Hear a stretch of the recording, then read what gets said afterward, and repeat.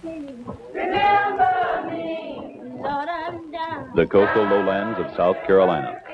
Stretches of wild swampland, home of the cottonmouth snake, the raccoon, the opossum, the wildcat. Not a comfortable place for man, but a place to which man will come. In 1855, according to local legend, black slave Granville Hemingway received 400 acres of this swampland for saving his white master's life. The land remained unclaimed and unused for 10 years as a nation suffered through 5 years of bitter civil war and through the chaos and confusion of Reconstruction. During Reconstruction, some blacks uprooted from homes migrated to the north. Others stayed where they were, as half-slaves, as sharecroppers, as laborers eager to take any available job. With a few friends and their families, Granville Hemingway entered the swamp. From this harsh environment, the black pioneers hacked out a community known today as Cedar Branch.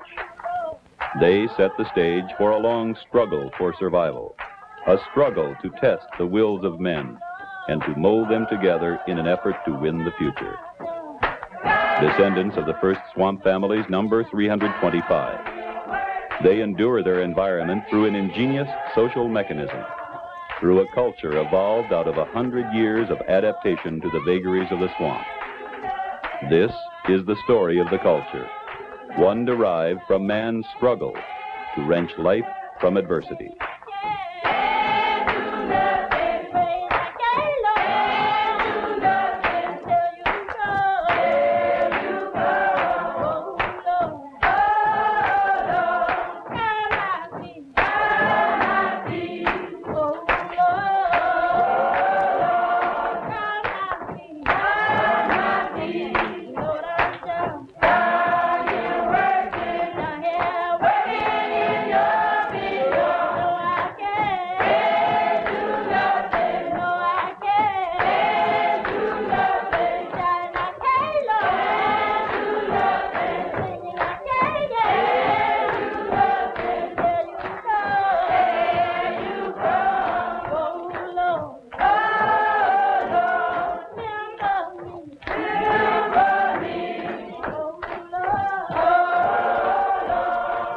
The 32 households in this remote, all-black community are spread over an area 1 mile wide and 5 miles long. They remain culturally and geographically isolated. The people of Cedar Branch sustain themselves with little outside help. They grow their own food. They join together to build their houses and to clear their fields. Often they dig their own wells. Their own stores provide them with those items they cannot produce themselves. Tools and machinery are repaired at a community blacksmith shop. There is a social club for the entertainment of the young. A church, centrally located, is a religious and social outlet for the older people. The people are farmers. They own their own land. Farms range in size from 2 to 60 acres. And pass from generation to generation, from father to son. Farming efforts are concentrated primarily on production of cash crops of tobacco and corn. Other produce is retained to feed livestock and for community consumption. Between growing seasons, the people venture outside the community for part-time work on larger farms of whites, in small manufacturing firms, as seasonal migrant workers. They return to Cedar Branch with their earnings when the work is done. The land is old, in the final stage of the erosion cycle. Mean altitude of the community is 42 feet above sea level. Yet, a few feet can determine whether a field is high enough for dependable crop production. Cedar Branch has 3 types of land: swampland, marginal land, and highland. Swampland takes 1/3 of the total land area of the community. Creeks and streams course through the swamp and empty into the Waccamaw River. Cultivation is impossible, but the marshes do yield wild berries for making pies, jams, and jellies. Here, too, are bay leaves for seasoning homemade lard and hog cracklings. Streams yield fresh fish to give the diet variety. Half of the land is marginal for crop production. The land edges the swamp and is at the mercy of rising water. It is a gamble to plant soybeans, oats, and hay on the marginal land.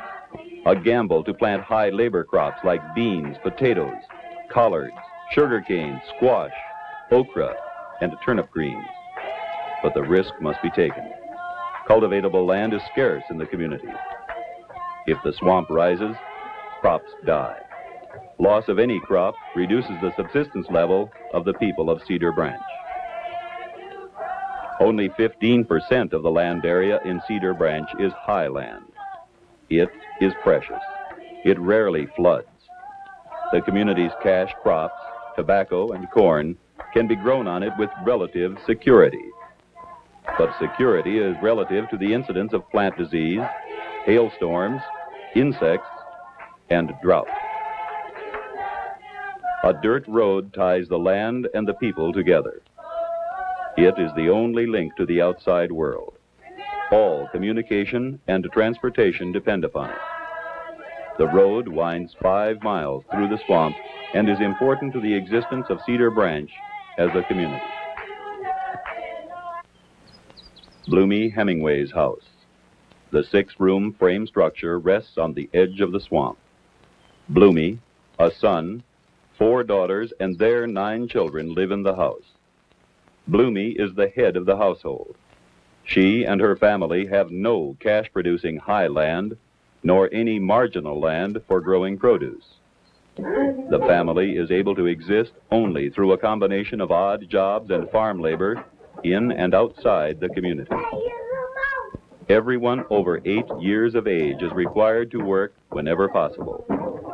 Yet, combined earnings of the family amount to less than $800 a year.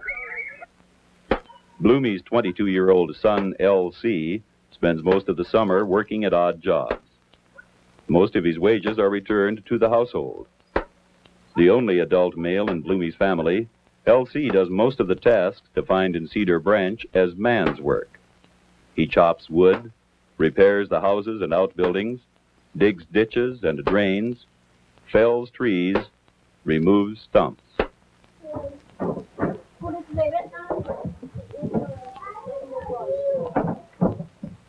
Elsie's sister, Emma Neal, is 16. She babysits with the children of the house, helps prepare family meals, washes and repairs clothing, and does seasonal farm work on large truck farms outside the community. Floyd, Bloomy's eldest grandchild, is 13. For most of his life, he has been raised by Grandmother Bloomy. Although Floyd's mother has returned to the community after a stay in New York, Floyd retains a strong tie to Bloomy. His is a responsibility to learn man's work, for one day he will leave Bloomy's to form his own household. In all, there are 15 people in Bloomy's household. With this many mouths to feed, Bloomy must have help if her family is to survive on the edge of the swamp. Hedley Hemingway is an owner of marginal land. He has a 25-acre tract left him by his father. His crops are corn, soybeans, and oats, all planted against the risk of rising swamp water. In summer, if luck is with him, his large garden yields sweet corn, beans, potatoes, and squash. In late summer and early fall, he harvests turnip greens, collards, and sugar cane. He keeps chickens, swine, and a mule that is essential to the preparation and maintenance of his land. Hedley and his wife, Glancy, partially paralyzed by stroke, live in a 4-room house. The couple have some resources. They have their land, their livestock, and some basic tools. But their household lacks the labor and equipment it needs to make it self-sustaining. Cobe Hemingway owns good, high land. He is one of only 9 men in the community who do. Of the 56 acres he inherited from his father, 9 are high and productive. Under the federal allotment system, he puts 3 acres in tobacco. He works long hours to make the land produce as much as it will. Like Headley, he has some livestock. He has a wagon, plows, pickup truck, food freezer, and several tobacco and storage barns. Saney, his wife, helps plant, weed, and harvest the crops. She does this in addition to her household chores. Their 6-room house was built near the edge of the swamp to free the good, high land for cultivation. A 33-year-old daughter, Maybelle, lives with him. Although blind and unable to leave the house, she is required to perform jobs to help keep the household going.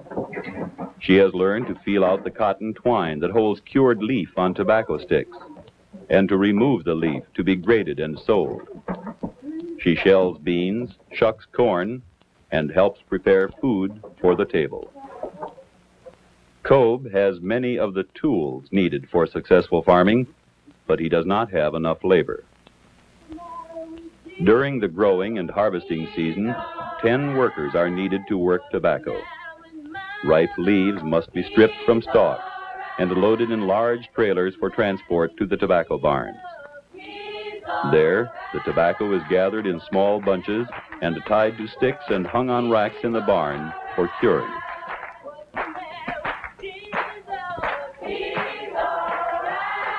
No one family in Cedar Branch has all the labor, equipment, and kind of land it needs to be self-sufficient.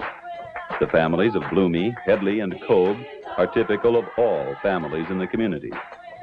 Large families like Bloomy's could meet their labor needs, but they have not inherited any high land for cash crops, nor marginal lands for gardens. Some families like Headley's have marginal land that will provide some produce, but they do not have the labor and machinery they need to support themselves independently. Other families like Cobb's have good land and machinery, but they do not have the labor they need. No one family can survive without help.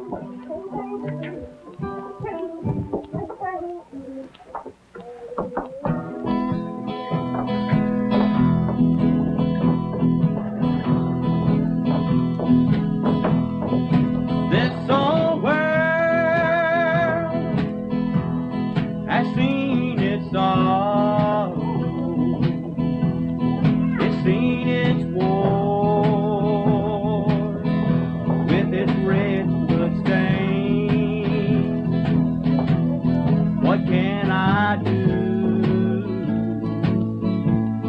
I feel so helpless.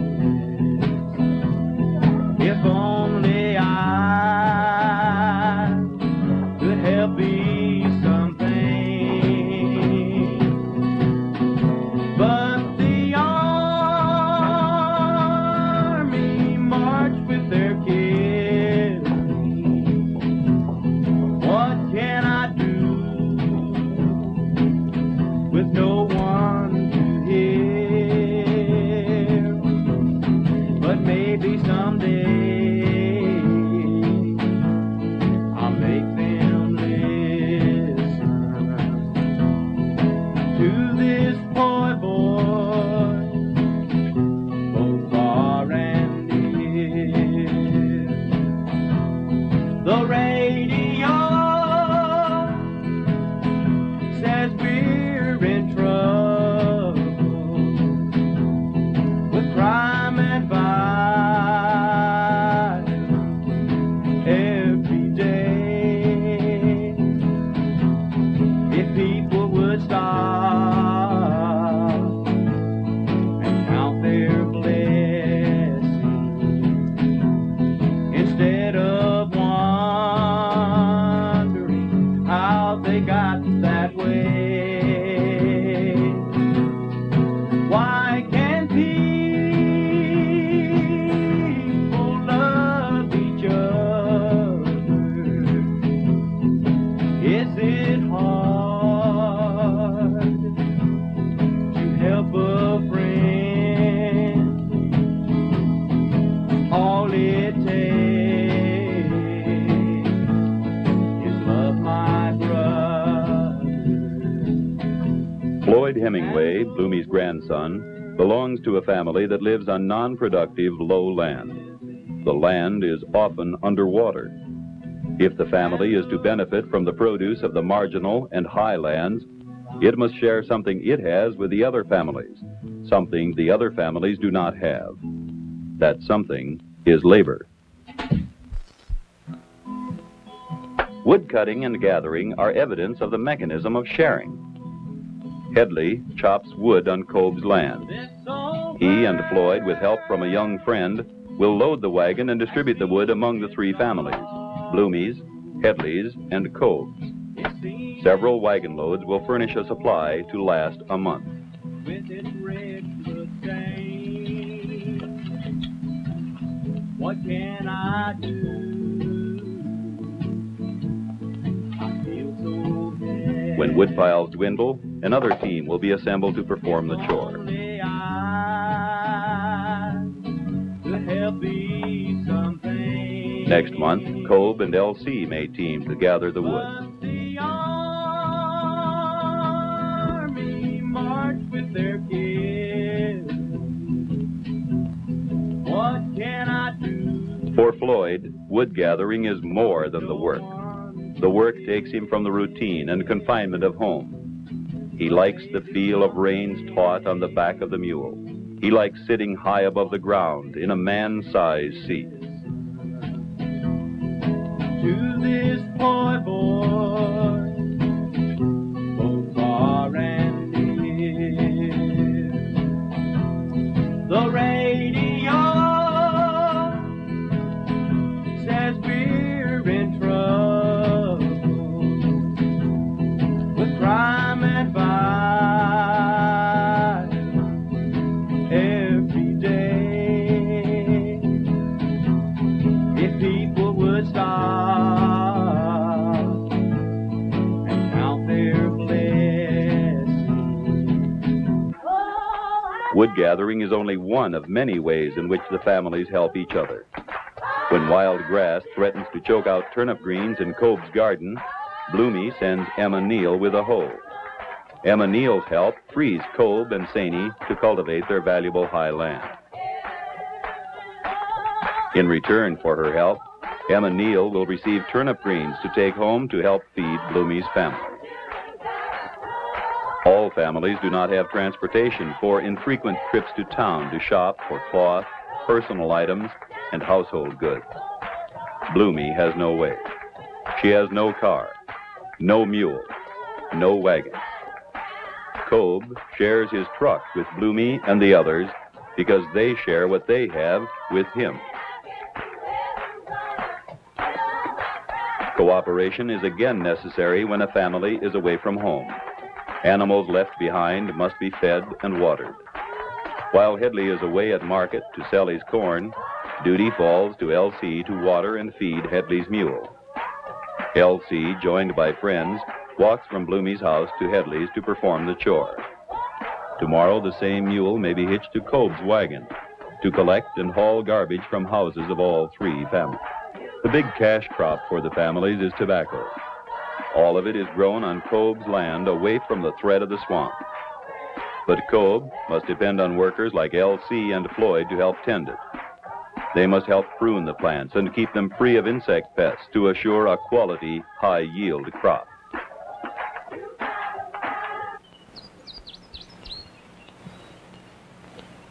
The night has gone. The day has just begun. As I look from my window, I see the world as it rolls along.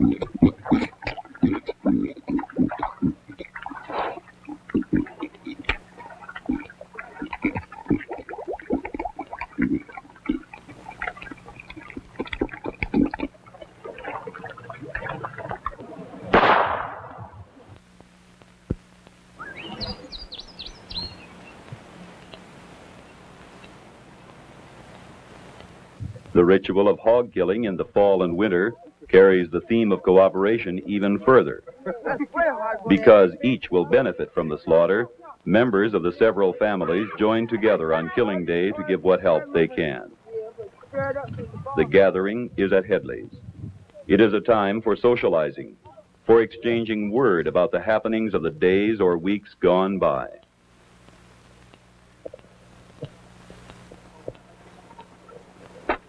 The socializing, however, is a secondary side of the event. Hog killing is serious business because it means needed meat for the tables of Bloomy, Headley, and Cobb. Well before the hog is killed and hauled to Headley's, fires are stoked high. Water in big black vats and galvanized tubs is brought to boil over intense heat. When hot enough, the water is transferred to a barrel, and the hog carcass is immersed and scalded. The procedure softens the animal's hair to make easier its removal from the hide.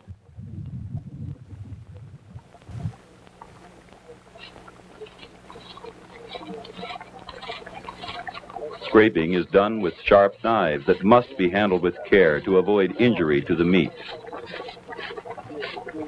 The morning is cold. Water must be kept hot for continued dousing on the hide of the hog.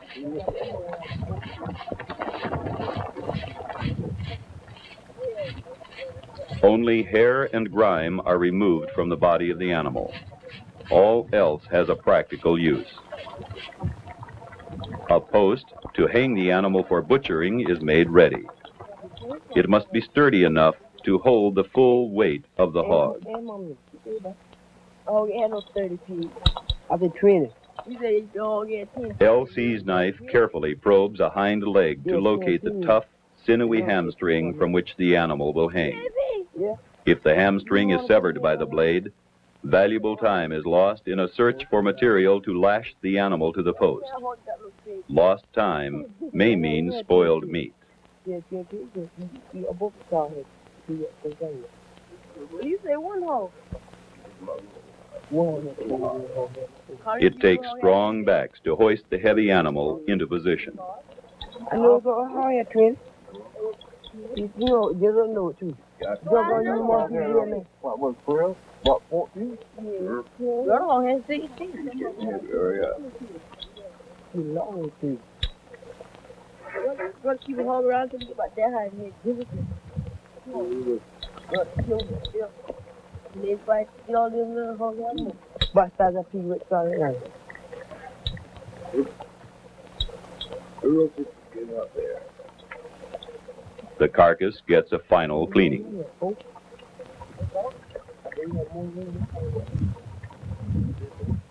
The position of the animal clears vital abdominal and chest regions for easy access, and also permits blood to drain from veins and internal organs. Entrails are lifted intact and collected in a large tub.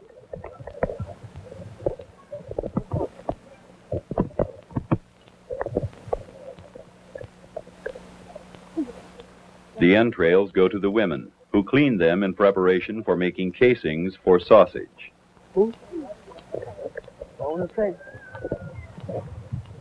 Edible organs such as the liver and heart are removed. For Floyd, the hog killing is a learning experience. He watches the procedure carefully because when he becomes a man, it may be his responsibility to help provide meat for himself and others. At the butchering table, the men use sharp knives and saws to cut up the meat.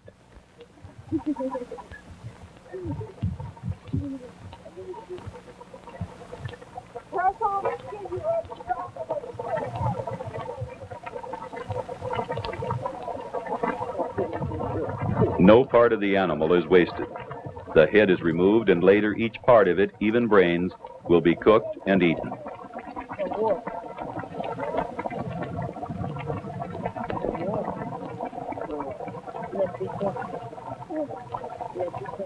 The carcass is cut into loin, ham, side, fatback, and butt. Feet are removed for pickling.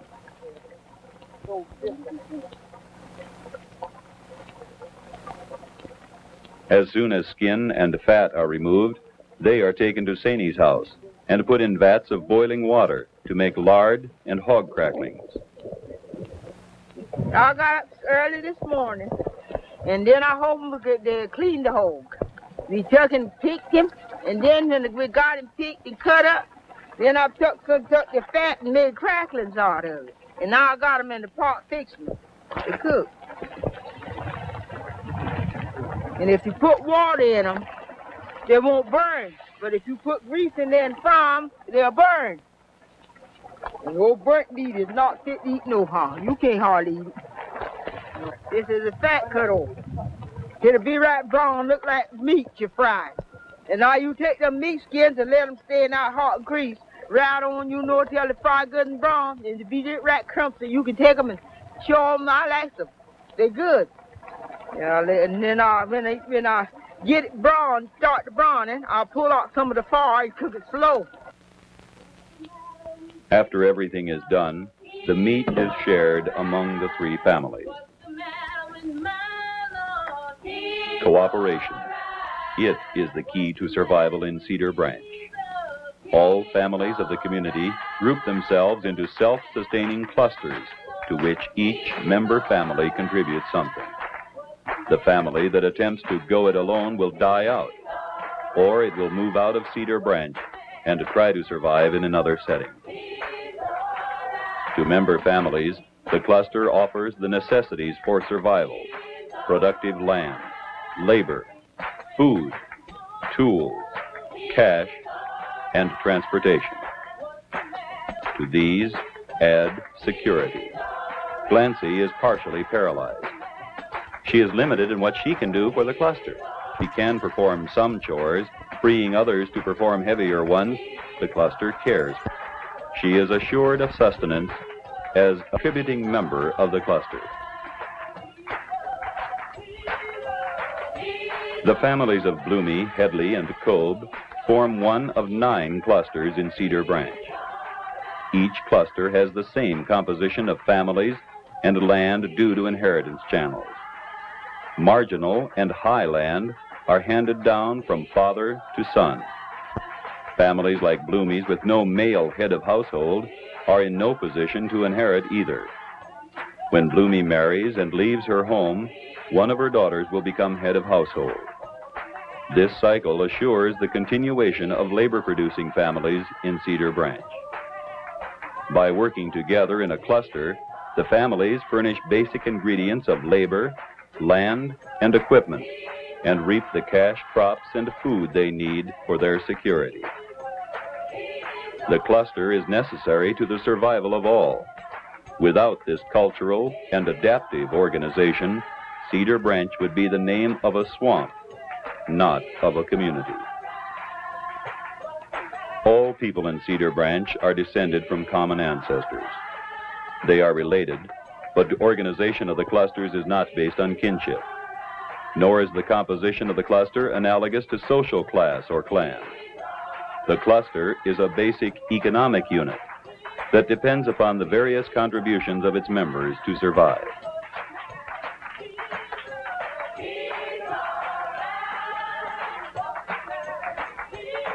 For 100 years, the people of Cedar Branch have been isolated from the outside world. Left to their own resources with little help from the outside, they have fashioned a culture of their own in the swamp. From their efforts has evolved a system of interdependence necessary to life. The system works, but it is a struggle.